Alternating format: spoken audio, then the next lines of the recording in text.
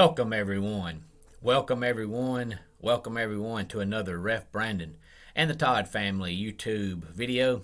Wherever you are, whatever you may be doing, thank you so much for making Ref Brandon and the Todd family a part of your day. We always greatly appreciate it. Don't forget, tomorrow is a Wednesday, so tomorrow we'll be doing our weekly top 10 countdown, and it will be college football related again this week. But today I'm going to be talking a little bit about the NBA since the NBA season starts tonight. I know a couple of weeks ago I said that I thought it started on Wednesday night, which would be tomorrow night. My apologies. I just happened to be scanning through the channels and I saw a commercial for an NBA game coming up that night, and it was talking about opening week, so I thought that was the opening night, but apparently it was that network's opening night. But the NBA actual season kicks off tonight. There's not a lot of games on the docket. If you follow the NBA, then you know usually on Friday nights and Monday nights is when the majority of the teams play, and usually during the midweek games there's usually only 3 or 4 games a night. But I thought I would go ahead and come on here and give my predictions for each division since the season starts tonight.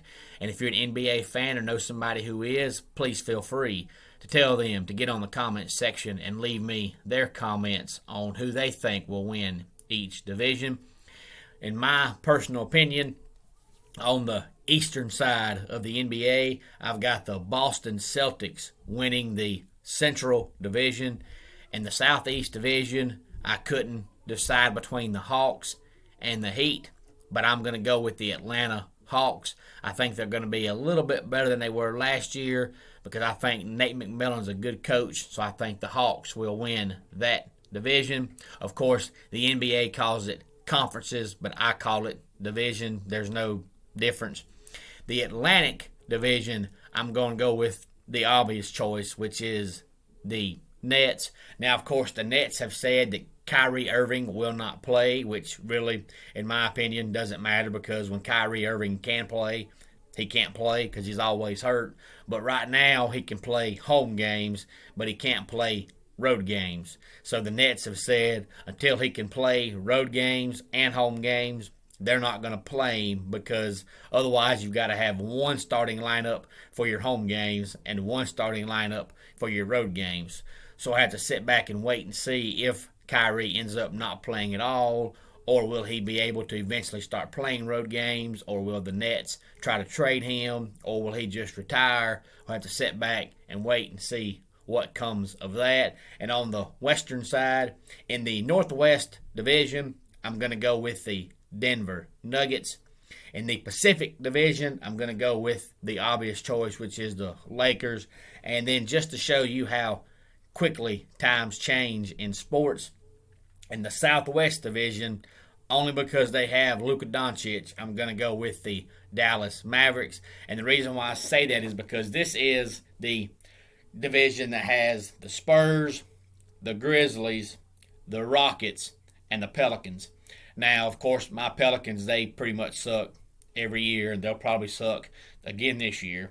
But just about 5 years ago, the Spurs were really good, and the Rockets were really good, and the Grizzlies were decent. So you had 3 really good teams and 1 decent team in that division. Now, the only good team is the Mavericks, and they're not great. They only win because they have Luka Doncic, and that's pretty much all they have. But I think they're still better than the Spurs and the Grizzlies and the Rockets, and of course they're better than the Pelicans because, like I said, the Pelicans, they suck.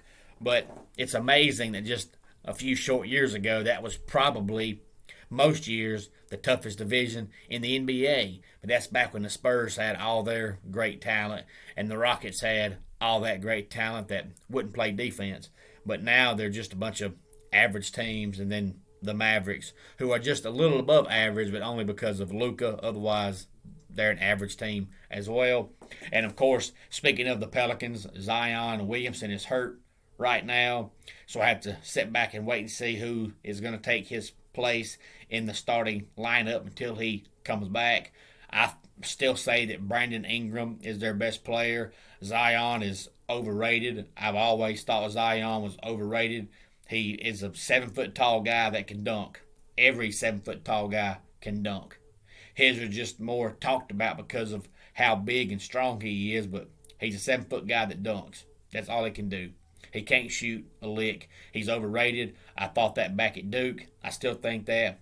My opinion is not going to change. More than likely, when it comes time for him to leave New Orleans, he's probably going to leave, just like Anthony Davis left, and they chose to let him leave as well because, yeah, he was good and he was their best player. But if you have your best player and you're still not winning, why would you give them a pay raise, which gives you less likely of a chance to bring in somebody to help them because they're taking all your money and you're still not winning? It makes no sense. If your best player is not making you win, you don't need them because you can't build around them if you keep giving them money, which gives you less money to go out and bring in somebody else. So more than likely, Zion only has a year or two left with the Pelicans, and I'll be happy when he's gone. But I still say that Brandon Ingram is their best player. But hopefully now that Alvin Gentry's gone, they'll be better this year than they were last year. But I'll still be stunned if they make the playoffs. If you have any thoughts on any of this, please feel free to let me know. Let's go ahead and get our dad joke of the day in here. Now, this is a dad joke, but for a lot of us, it's also true. I'm at the age now where I can either do a daytime activity or a nighttime activity, but I can't, under any circumstances, do both. And that wraps it up for today's Ref Brandon and the Todd Family YouTube video. Until next time, it's Ref Brandon saying, just like in pro wrestling, life can be over by the count of 3. Tell your friends and family how much you love them. Bye.